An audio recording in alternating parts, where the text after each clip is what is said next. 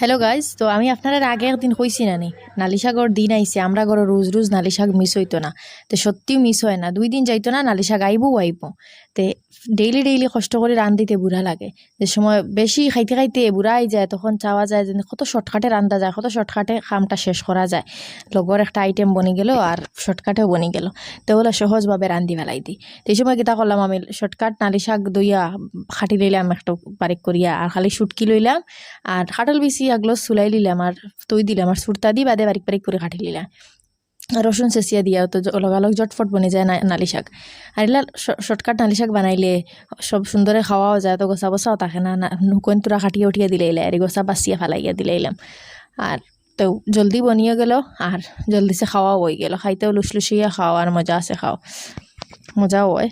আপনারা ওলা খাইয়া দেখবা, একদিন এলা শুটকি দিয়ে খেয়ে খাইছো, ওলা শুটকি দিয়ে খাই না, আমার হুর বাড়িতে ওলা খাইন শুটকি দিয়া, বাট খাটিয়া না, সিঁড়িয়া বিড়িয়া বা গাইড দিয়া ওলা খাইন। তে আমরা তোরা খাটিয়া উঠিয়া খাইলে জলদি হয়ে যেত শেষ, মজাও হইতো, তোরা ফিসলা বাড়াইলো। আমি আবার ফিসলা বাসলা অতটা খাই না রে বাবাই।